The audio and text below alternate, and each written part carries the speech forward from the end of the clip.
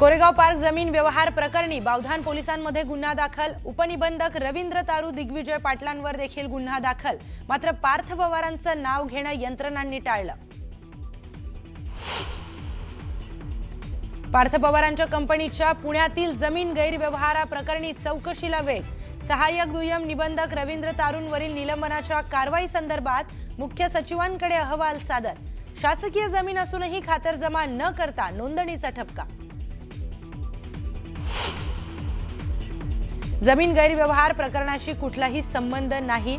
3-4 महिन्याआधी माझ्या कानावर आलं होतं, मी सांगितलं होतं चुकीचं करू नका। अजित पवारांनी झटकले हात। कुणाचा तरी दबाव असल्याशिवाय वतनाच्या जमिनीचा व्यवहार होत नाही। एकनाथ खडसेंचा बडे मुद्देमध्ये दावा। तर सत्तेत राहून चौकशी कशी होईल, त्यामुळे अजित पवारांनी राजीनामा द्यावा, सचिन सावंतांची मागणी। नागपूरमध्ये मंत्र्यांच्या बंगल्यावर कोट्यावधींचा खर्च। मुख्यमंत्र्यांकडून न्यूज 18 लोकमतच्या बातमीची दखल। सीएम कडून अधिकाऱ्यांची झाडाझडती। तर बंगल्यावर 35 लाख रुपये खर्च केला जाणार, सार्वजनिक बांधकाम विभागाचा खुलासा। मनोज जरांगेंची आज पत्रकार परिषद। हत्येचा कट रचण्यामागे नेमकं कोण होतं याची नावं जरांगे उघड करणार।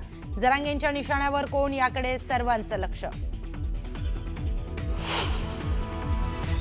बिहारमध्ये पहिल्या टप्प्यासाठी झालेल्या 121 जागांसाठी विक्रमी मतदान। 64.86% मतदानाची नोंद। वंदे मातरमला आज 150 वर्ष पूर्ण। पंतप्रधान मोदी टपाल तिकीट आणि नाण्याचं करणार अनावरण। तर देशभर वंदे मातरमच्या सामूहिक गायन कार्यक्रमाचं आयोजन।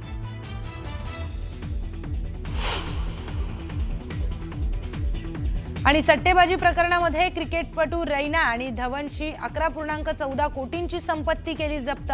ईडीनं मनी लॉन्ड्रिंगचा गुन्हा दाखल केला।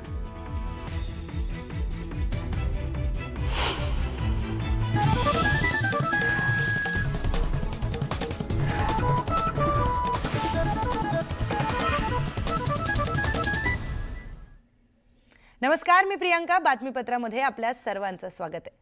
तर राज्यातील किल्ल्यांवर नमो पर्यटन केंद्र उभं केलं तर खळखट्याचा इशारा राज ठाकरेंनी दिला। त्याला प्रत्युत्तर देत श्रीकांत शिंदेंनी ठाकरेंवर निशाणा साधलाय। त्यामुळे भविष्यामध्ये ठाकरे बंधूंची शिंदेंसोबत जुंपणार असल्याचं स्पष्ट दिसतंय। नमो टुरिझम सेंटर वरून जुंपली। हे टुरिझमचे आता सेंटर्स काढायला निघालेत।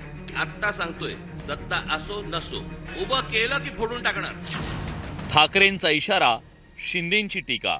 जेव्हा हे लोक काही करू शकत नाही तर ते तोडफोडचाच विषय करणार। एवढी आग पकड होण्याची गरज काय आहे?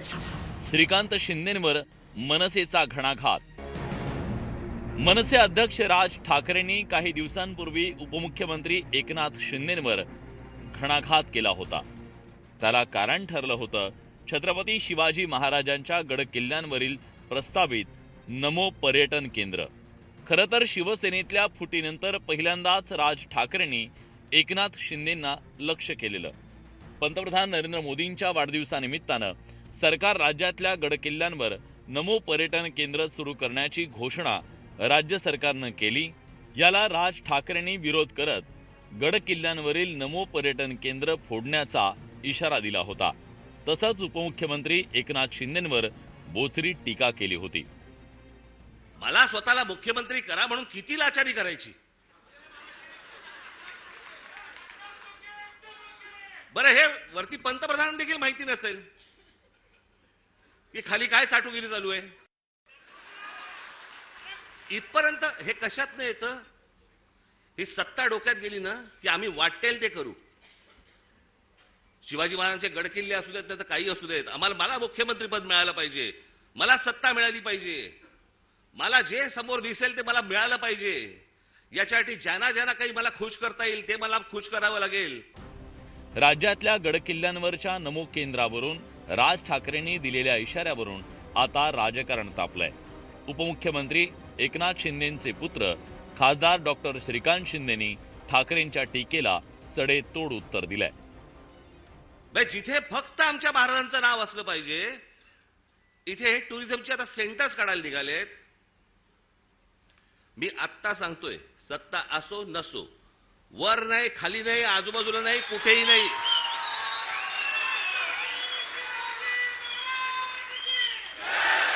उभं केलं की फोडून टाकणार. आता ह्यांच्याकडून कधी काय चांगलं होत नाही. आज गड किल्ल्यांना सुविधा देण्याचं काम, तिकडे जे पर्यटक येतात त्यांना सुविधा देण्याचं काम, किल्ल्यांचा जीर्णोद्धार असेल, त्याचबरोबर मंदिरांचा जीर्णोद्धार असेल, हे सर्व निर्णय जे आहे हे महायुतीच्या सरकारने घेतले. उद्धव ठाकरे 4 दिवसात आज जेव्हा हे लोक काही करू शकत नाही तर ते तोडफोडचाच विषय करणार. एवढी आग पकड होण्याची गरज काय आहे की जिथे पायथ्याशी नमो सुविधा केंद्र जे आहे लोकांना इन्फॉर्मेशनसाठी, हे सगळे केंद्र तिकडे उभे राहणार आहेत. डॉक्टर श्रीकांत शिंदेंच्या टीकेनंतर मनसे चांगलीच आक्रमक झाली आहे. मनसे नेत्यांनी डॉक्टर श्रीकांत शिंदेंना लोकसभेच्या निवडणुकीची आठवण करून देत जोरदार हल्लाबोल केलाय. मला वाटतं श्रीकांत शिंदेना फक्त चाटोगिरीच करता येते, बाकी काही करता येत नाही. आपण लोकसभेचा जर काळ पाहिला तरी चाटोगिरीच करायची आहे ना, मग नमोची करायची का अजून कोणाची करायची, तर चाटोगिरीच करता येते, बाकी काही करता येत नाही. हा प्रॉब्लेम आहे त्यांचा. लोकसभेला सभा घ्या म्हणून लाचारासारखं शिवतीर्थावर आपण उभा होतात, हे उभ्या महाराष्ट्राने पाहिलं. आपण विसरलात? सन्माननीय राजसाहेबांनी नाशिकमध्ये जे प्रकल्प उभे केले त्याची सर येईल असा एक प्रकल्प ठाण्यामध्ये, कल्याणमध्ये किंवा डोंबिवलीमध्ये दाखवा. पूर्ण कल्याण असेल, डोंबिवली असेल, ठाणे असेल, या शहरांचे हाल झालेले. बरं, तोडफोडीबद्दल कोण बोलणार? श्रीकांत शिंदे बोलणार. आता हा वाद थेट शिंदेच्या शिवसेनेतल्या बंडापर्यंत जाऊन पोहोचलाय. मला वाटतं 6 महिन्यापूर्वी ते दारवंट्या घालत होते साहेबांच्या सभेकरता, कळलं का? तेव्हा राजसाहेब ठाकरे तुम्हाला गोड लागले का? ह्याला कृतज्ञपणा असं म्हणतात, आणि तो संपूर्ण महाराष्ट्राने पाहिलंय. हो, आमचं सोडा हो, ज्या सन्माननीय बाळासाहेबांनी यांना सगळं दिलं, तो पक्ष फोडला दुसऱ्याला हातात घेऊन. त्या पक्षाचे आमदार नेलेत, ते कशासाठी नेलेत, कोणाकरता नेलेत, कशाकरता नेलेत? त्यामुळे फोडाजोडा ही तुमची वृत्ती आहे, सत्तेकरता, खुर्चीकरता. लोकसभा निवडणुकीत मनसे अध्यक्ष राज ठाकरेंनी शिवसेनेच्या उमेदवारांसाठी प्रचार सभा घेतल्या, पण गेल्या काही महिन्यात मनसेच्या इंजिननं आपला राजकीय ट्रॅक बदललाय. उद्धव ठाकरेंच्या सोबतीनं राज ठाकरे महापालिका निवडणुका लढवण्याच्या दिशेनं वाटचाल करतायत. त्यामुळेच आता सत्ताधारी शिंदे मनसेच्या निशाण्यावर आलेत. आगामी काळात हा राजकीय संघर्ष आणखी चिघळण्याची शक्यता नाकारता येत नाही. Bureau report, news 18 Lokmat.